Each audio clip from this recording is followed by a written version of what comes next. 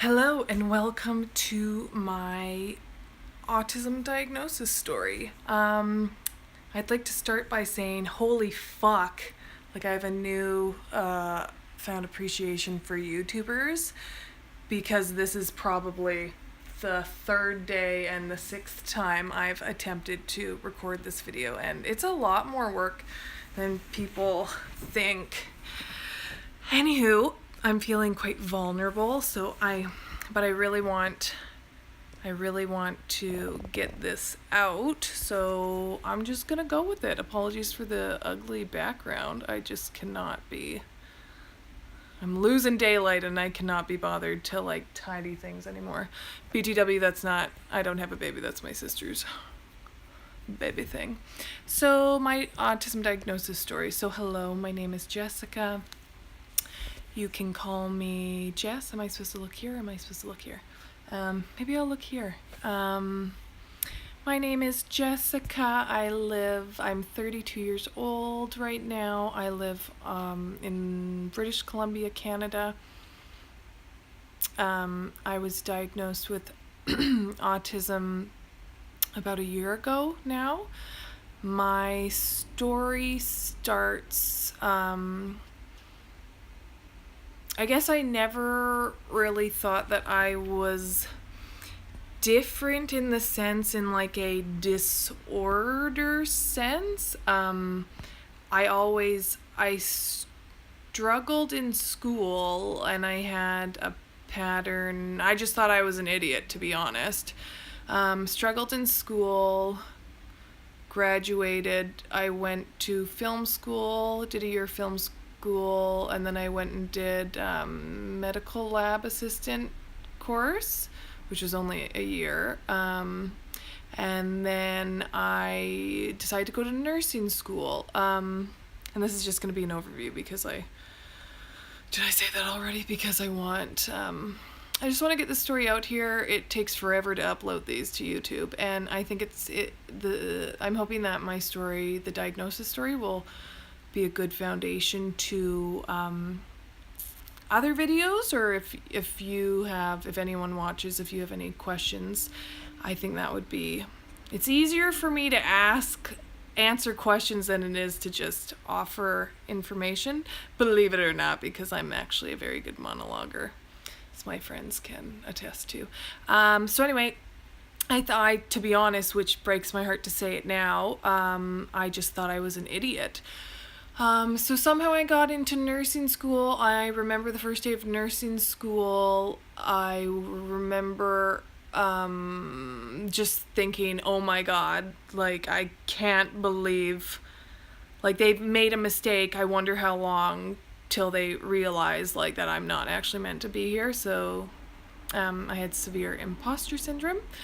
It was about a week in. It was our first day in the simulation lab, or sim lab, where you practice your practical skills. And anyway, I remember, so this is where it begins. So I remember sitting in a group. There was a group of us in our class, 30 of us. And I remember, I was scared shitless, so I was trying so hard to pay attention to the instructor, and she was standing at the front of the class, just giving, saying blah blah blah blah blah, talking. Then she was just blah blah blah blah blah. Okay, now go, break into your groups. And I remember turning to my classmate Kat. I turned to Kat and I was just like, did you catch any of that? What are we supposed to do? And she was like, oh yeah. She's like, we're just supposed to do this, this, and this. And I was like, okay. So that was the first inkling I had, or realization I had, that I was like, oh, something's going on here. Something's going on here. I should look into it.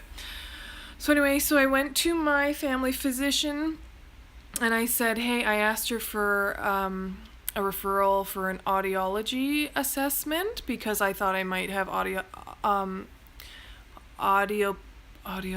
processing disorder.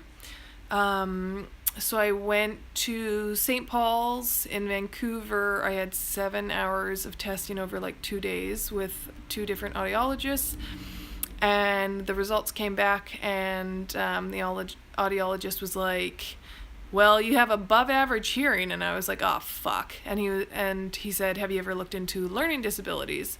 And I was like, oh, fuck. And basically because I was really hoping that was going to be the answer.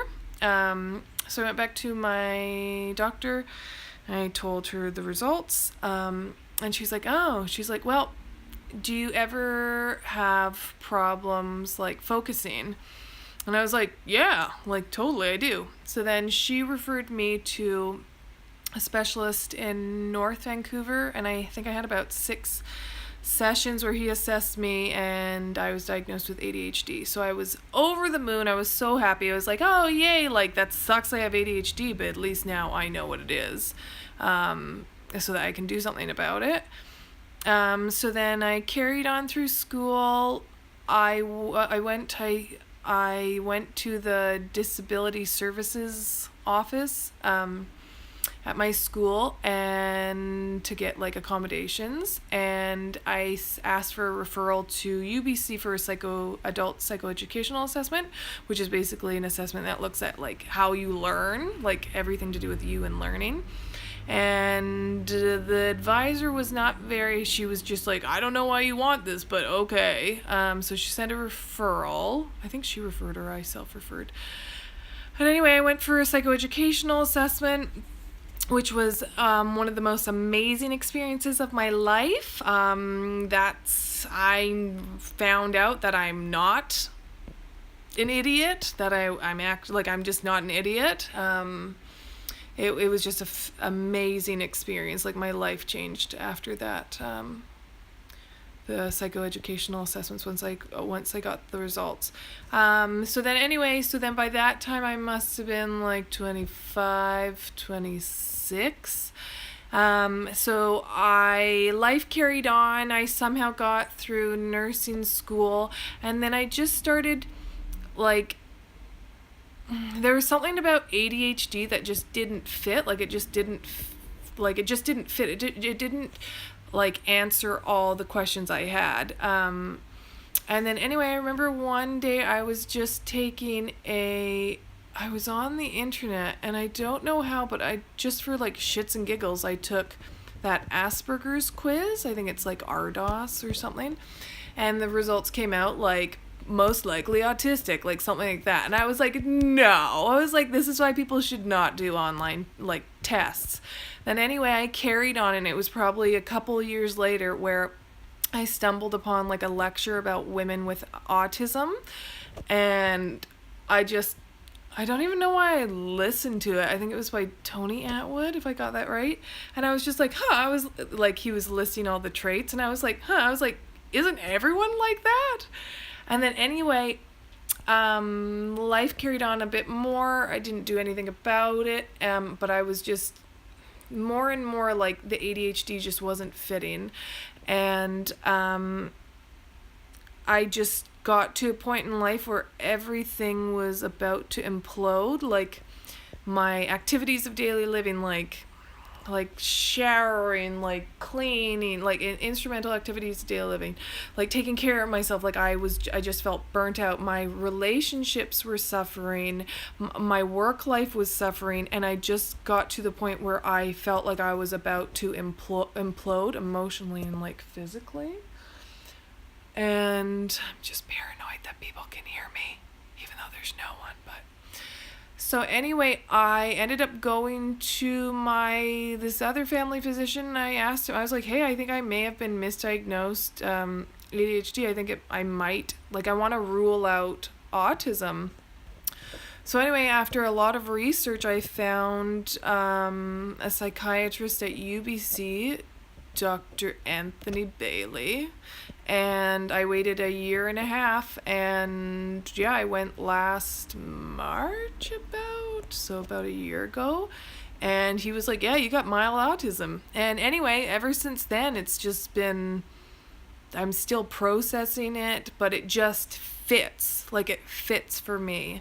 And now I just feel like I have a framework to better understand myself and to also prepare for my future, not in a limiting way, but I don't know, it's a way that I can be kinder to myself. So I'm going to wrap it up because this will take forever to upload. But that's my first video. It's not perfect, but I just wanted to get it out there. And if any of this resonates with anyone that watches this and you have any questions, I'd be happy to answer them.